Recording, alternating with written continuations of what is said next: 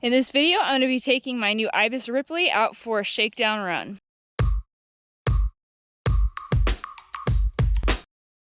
I'm really excited about my new Ripley. It's got a little bit of dust on it because I rode with my daughter on the Mac ride the other day, but I haven't had the chance to do a proper shakedown run and check all the suspension settings, so that's what I'm doing today.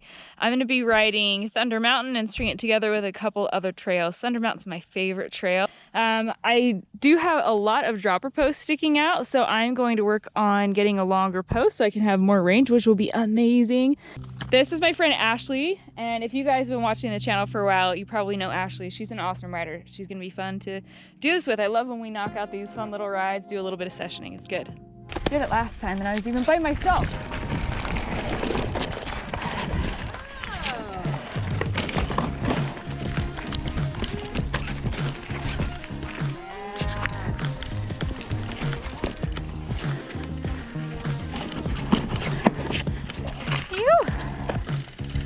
Yeah. This bike was like made for trails like this. Woo! That section's way steeper than it looks.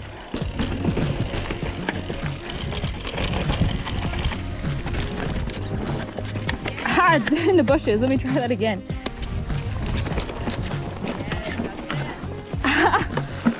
Screw that. Screw that. I need to get better about like rear wheel lifts on the trail. My back tire hits that and I'm like, wow. Yeah.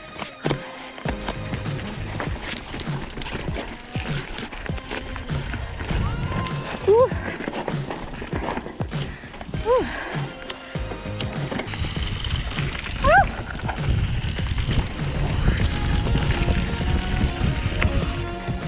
All right, we're on Teacup now. This bike is awesome. I'm always a limiting factor on any bike I ride, but love what this bike is capable of. And it's nice having the benefit of full suspension, and this is still in a range that it can handle, you know, gnarly Black Diamond trails.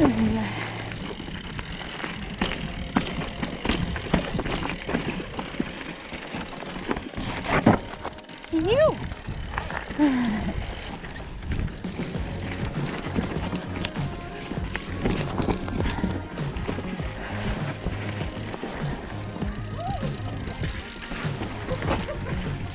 A little easier to get this bike up this stuff than my big one. I think because this bike is shorter, I'm actually kind of backing off on the climbs a little bit because I stand up and I'm like, whoa, I'm so far forward on the bike.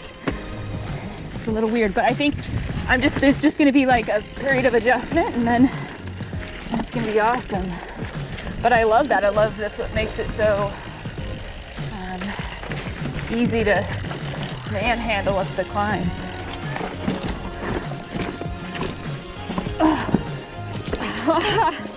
Oh, so close, and yet so far.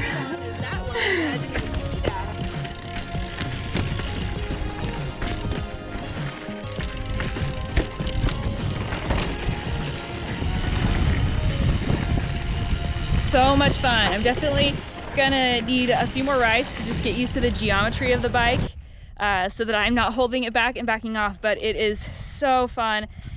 Such a spry, fun little climber. It's been a few days and I've had a couple more rides on this, slowly getting everything and the suspension dialed in.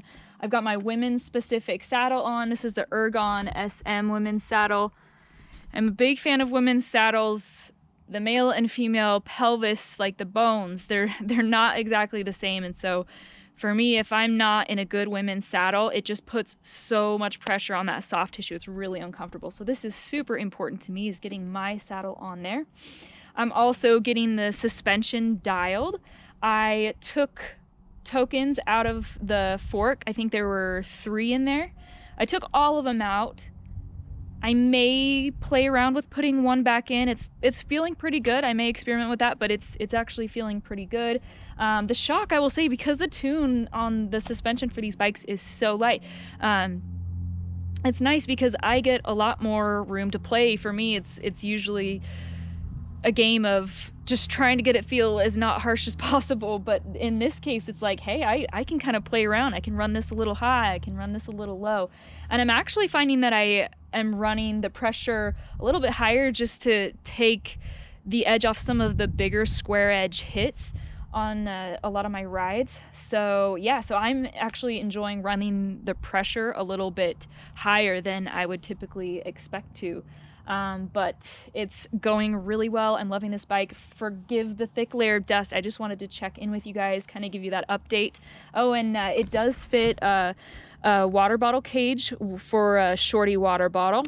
I also kind of wanted to follow up with you guys on the size thing. If you missed my video about sizing up versus sizing down, make sure you check out that video. I will link it. I'm 5'4". I've got long legs and kind of a shorter torso, and I did a demo on the small and medium before I got this bike just to kind of see which I liked better. And I really do stand by what I said in that video. If I only had one bike, I think a medium would have made more sense, because sometimes when I'm riding down steeper stuff, I'm like, ooh, yeah, I wish my bike was just a little bit longer right now. But I've got my Ripmo AF that I really could bust out when I'm doing a lot of that kind of stuff on a ride.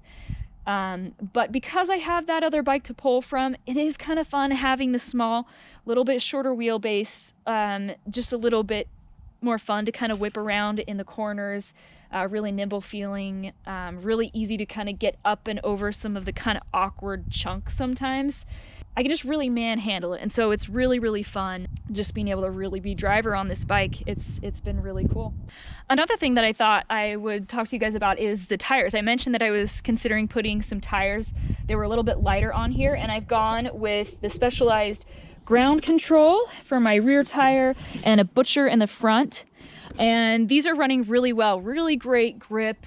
And yeah, I mean, I think that I shaved about 3/4 of a pound off my bike weight by doing that. It's nice having the carbon rims too, where this is such a light build. It just pairs so well with it, just to keep this thing as light and swift as possible. I will say the tires that I put on here, they're 2.3 wide, which is slightly narrower than is recommended for this rim size on the Ripley. I'm not too worried because I'm so light, as long as I stay on top of my air pressure. I think it's going to be just fine. I might get a little more scuffage on the outside of the rims, but for me, just personally, I'm not too worried. Another thing that I think that's good for small light riders to be aware of is, you know, sometimes you can get the same benefits of like a 2.6 wide tire from like a 2.3 or 2.4, where, you know, you are lighter, you don't need as much width from the tire and as much float to feel like you're floating over stuff. So I hope that makes sense, but it's just something to consider with if you are a little bit smaller, because again, it's another great way to save a little bit of bike weight is not having like a super wide tire. Don't get me wrong, I like wide tires, but I've still got the Assegais that I can put on there, but these are going to be kind of my light and swift ones that I will run on here a lot of the time. And yeah, so that's the setup for now. One thing that I like about a shorter bike is that I feel like on the longer rides, it's actually a little more comfortable for me for hours in the saddle to not be, you know, so far forward, so hunched, and feeling a little more upright. It's just a little more comfortable on my back for long rides. Another thing that's been interesting about being on a shorter bike that I'm kind of adjusting to is, you know, when you're on those steep climbs, you really, you want your weight forward so that you're putting power down over the pedals, over the bottom bracket. But you also kind of need to have just enough weight, just far enough back that you're getting traction on the back tire, and you kind of get used to your bike and where that is. I'm still kind of in the phase of getting used to where that point is, just how much weight I need on that back tire to keep traction on a steep climb. It's actually gotten way better just in about 3 rides, but it is interesting that that does just take a little bit of getting used to, but it's fun, having a blast on this. I've got some really fun stuff planned in the next couple of weeks, so make sure you don't miss my next video. Get dusty!